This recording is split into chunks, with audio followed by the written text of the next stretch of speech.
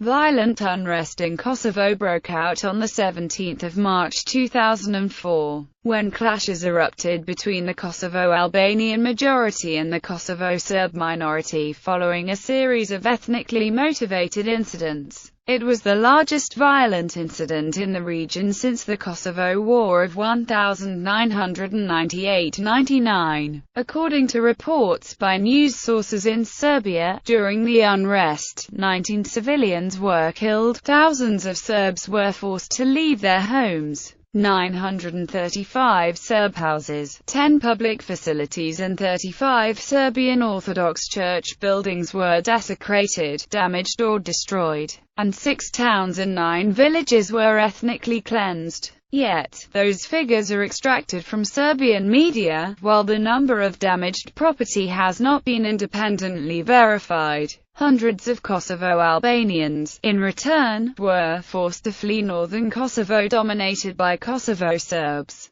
Background: more than 164,000 members of Kosovo's minorities had fled the province in the immediate aftermath of the war. This is especially true in the case of Serbs and Romani. Ethnic tensions and territorial dispute have been a major problem in Kosovo for many years that sparked the Kosovo War of 1998–99, in which an estimated 10,000 people died, the majority being Albanian civilians, which is also the reason cited by the U.S. State Department for the NATO intervention in Yugoslavia. After the end of the war, the province was administered by the UN under the auspices of the United Nations Interim Administration Mission in Kosovo, with security provided by the NATO-led Kosovo Force. Those Serbs that remained organized themselves into enclaves guarded by peacekeeping forces. Low-level violence continued after the war. The Serb minority claimed to have been subjected to persistent intimidation and harassment, though the level of violence was reported to have declined somewhat since the end of the war. In 2003, 6 Serbs were shot at in an enclave. There were repeated attacks on Serbian Orthodox churches, shrines and other cultural monuments, with over 100 being destroyed or damaged. Clashes had also broken out between Serbs and Albanians in the ethnically Serb-dominated north of Kosovo, with Albanians harassing Serbs and chasing them out of their homes.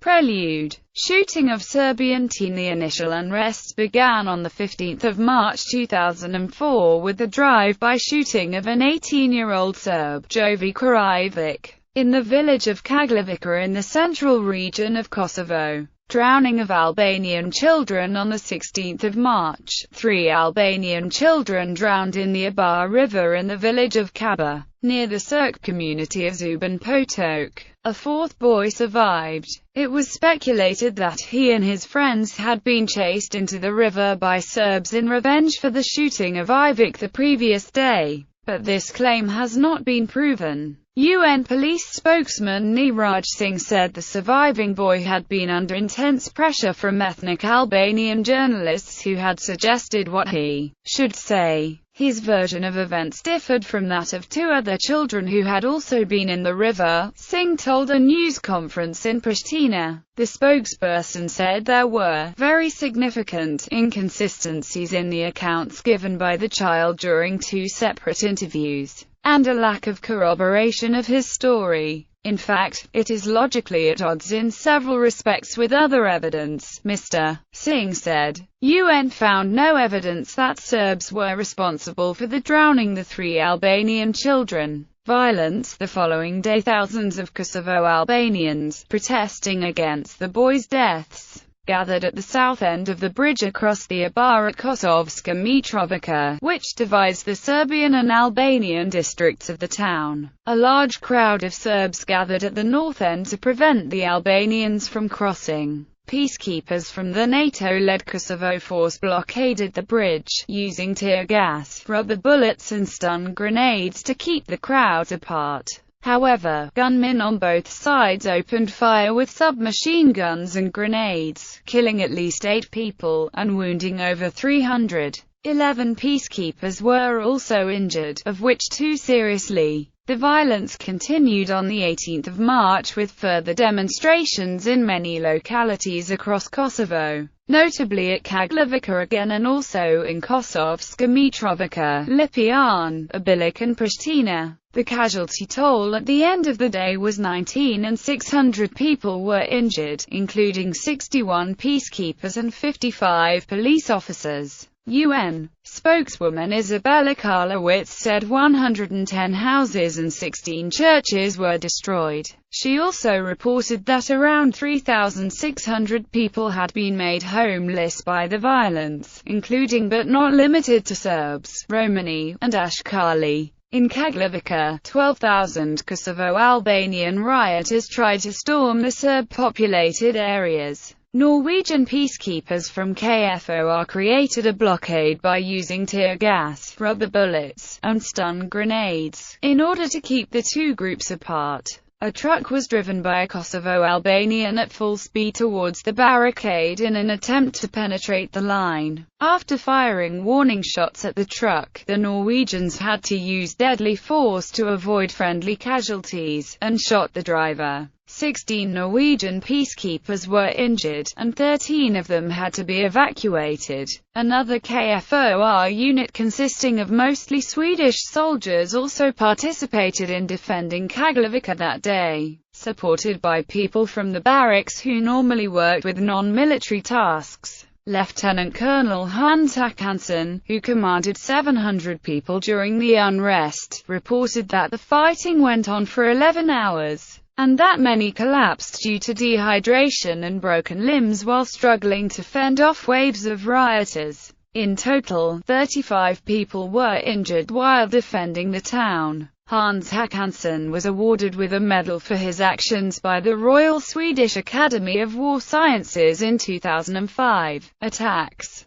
The violence quickly spread to other parts of Kosovo, with Kosovo Serb communities and religious and cultural symbols attacked by crowds of Albanians. Some of these locations were ostensibly under the protection of KFOR at the time. During the riots and violence, 8 Kosovo Serbians were killed. Among damaged property was the targeted cultural and architectural heritage of the Serb people, and as a result 35 churches, including 18 monuments of culture, were demolished, burnt or severely damaged. Kaglevica, the place where the first unrest occurred, following the murder of a Serb teen in a drive-by shooting. Swedish and Norwegian KFOR units set up a blockade to protect the Serb-inhabited locations during a confrontation which lasted 11 hours. Several soldiers were injured and collapsed from physical exhaustion. One Albanian man was shot while trying to push through the blockade with a truck.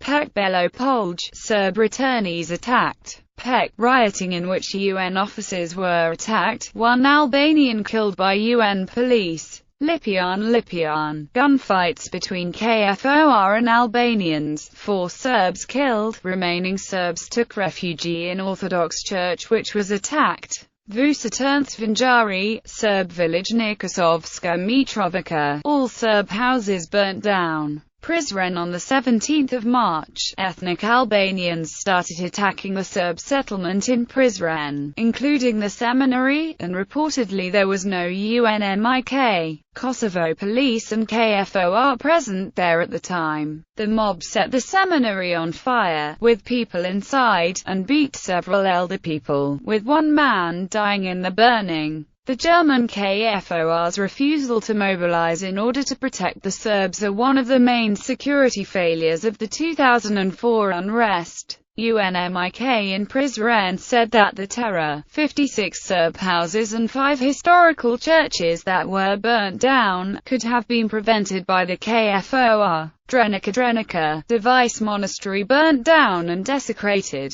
destroyed churches in a statement on the 18th of March. The Serbian Orthodox Church reported that a number of its churches and shrines in Kosovo had been damaged or destroyed by rioters. These included St. Elijah Church in Podujevo destroyed and desecrated, coffins from the nearby Serbian cemetery were dug up, and bones of the dead were scattered away. Serbica, Device Monastery, nuns evacuated by Danish soldiers, monastery pillaged and torched, the tomb of Saint Joannisius of Device was desecrated, Our Lady of Liavis in Prizren from 1307, the Church of Holy Salvation in Prizren, destroyed by Vandals after German KFOR troops had left the site, Church of St. George in Prizren, Church of St. George in Prizren, Church of St. Kyriaki, Church of St. Nicholas in Prizren, the Monastery of the Holy Archangels in Prizren, as well as Prizren's Orthodox Seminary of Saints Cyrillus and Methodius in Prizren. Serbian reaction. The events in Kosovo brought an immediate angry reaction on the streets of Serbia. On the evening of the 17th of March, crowds gathered in Belgrade, Novi Sad and Nis to demonstrate against the treatment of the Kosovo Serbs. Despite appeals for calm by Metropolitan Amfilohij, the 17th-century Badrikli Mosque was set on fire. Islam Aga Mosque in the southern city of Nis was also set on fire, while demonstrators chanted, "Kill! Kill Albanians!" When police arrived, the mosque was already burning, and some media reported that the police didn't move the crowd, so they blocked the firefighters' access to the mosque, leaving them unable to extinguish the fire. Both buildings were extensively damaged, but were saved from complete destruction by the intervention of police and firefighters. Also, properties of Muslim minorities, such as Goranis, Turks or Albanians, were vandalized in Novi Sad and other cities throughout Serbia. Human Rights Watch has concluded that the Serbian state failed to prosecute violence in Novi Sad. The Serbian government publicly denounced the violence in Kosovo. Prime Minister Vojislav Koštunica gave a speech blaming organized Albanian separatists. The events in northern Kosovo Metohija reveal the true nature of Albanian separatism, its violent and terrorist nature. The government will do all it can to stop the terror in Kosovo. Koštunica strongly criticized the failure of NATO and the UN to prevent the violence, and called for a state of emergency to be imposed on Kosovo. The Minister of Minority Rights of Serbia and Montenegro, Rasimujic, himself a Muslim, said, "What is now happening in Kosovo confirms two things.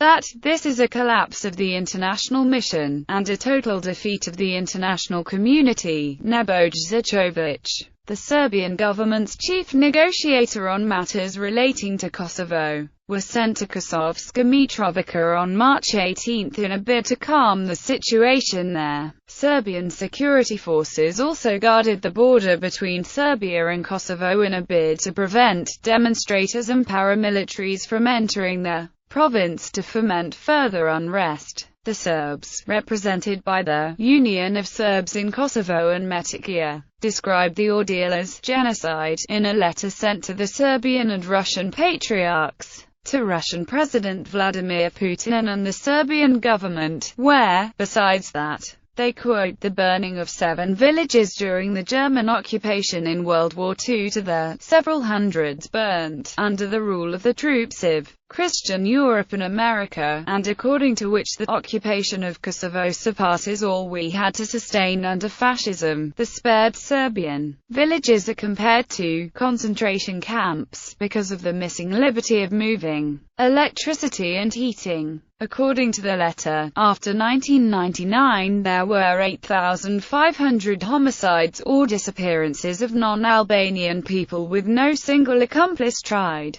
They consider a possible secession of Kosovo by the Serbian government an unforgivable neither by God nor by the people state treason. In 2011, 7 years after the incident, Foreign Minister Vuk Jeremić spoke at the Wheaton College in Chicago. In less than 72 hours, 35 churches and monasteries were set on fire, many of which date back to the 14th century or even further away in history, which represents an irretrievable loss for the mankind. Dozens of people were killed. Several thousand were wounded.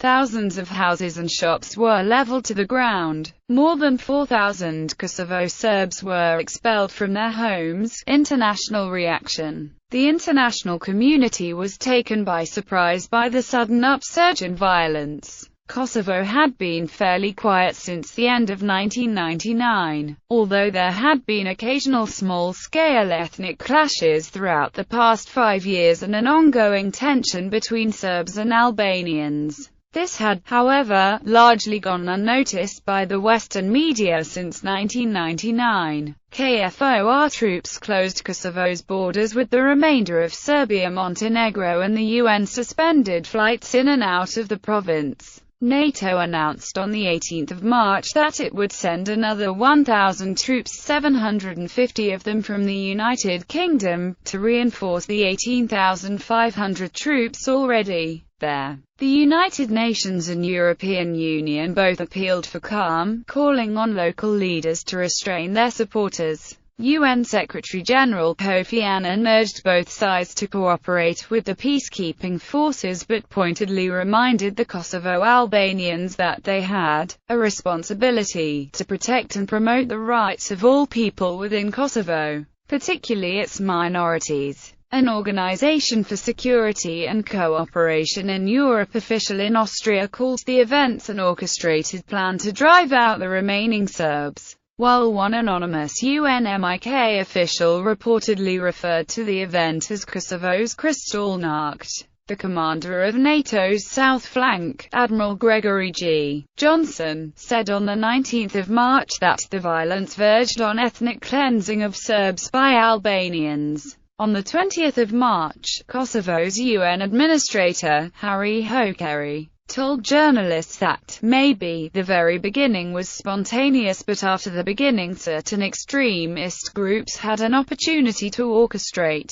the situation, and that is why we urgently are working to get those perpetrators into justice. According to Amnesty International, at least 19 people died, 11 Albanians and 8 Serbs, and over 1,000 were injured, while some 730 houses belonging to minorities, mostly Kosovo Serbs, as well as 36 Orthodox churches, monasteries and other religious and cultural sites were damaged or destroyed. In less than 48 hours, 4,100 minority community members were newly displaced, of whom 82% were Serbs and the remaining 18% included Roma and Ashkali, as well as an estimated 350 Albanians from the Serb-majority areas of Kosovska Mitrovica and Leposavic. Denmark pledged to send an additional 100 peacekeepers to the region after the violence began. Germany's Defense Minister Peter Strzok said on March 19 that a further 600 peacekeepers were being sent to join German forces in Kosovo,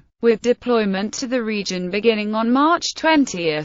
France pledged to send about 400 more troops immediately to the region after the violence began. Russia and Serbia-Montenegro called for an emergency meeting of the UN Security Council, which condemned the violence. On the 19th of March, the Russian Duma passed a resolution calling for the return of Serbia-Montenegro's troops. Serbian Prime Minister Vojislav Koštunica described the attacks as planned in advance and coordinated. This was an attempted pogrom and ethnic cleansing against Kosovo Serbs. The United Kingdom sent an additional 750 peacekeeping soldiers, which arrived in the region's capital Pristina within 24 hours of the first attacks, to reinforce British troops already on the ground. White House spokesman Scott McClellan told reporters the Bush administration called on all groups to end the violence and refrain from violence. The U.S. State Department also repeated its call to stop the violence, stating, "The escalating violence threatens the process of democratization and reconciliation in Kosovo and must end." Reactions in Kosovo. Kosovo Albanian politicians such as President Ibrahim Rugova and Prime Minister Badrum Rekapi joined UN Governor Harry Hokery, NATO Southern Commander Gregory Johnson, and other KFOR officials in condemning the violence and appealing for peace in Kosovo. Hashim Thaçi, the former Kosovo Liberation Army leader, rejected ethnic division of Kosovo and said independence is a precondition for stability in the region. He has also said, Kosovo, NATO and the West have not fought for Kosovo only for Albanians, nor for a Kosovo ruled by violence. Violence is not the way to solve problems. Violence only creates problems. Kosovo police established a special investigation team to handle cases related to the 2004 unrest, and according to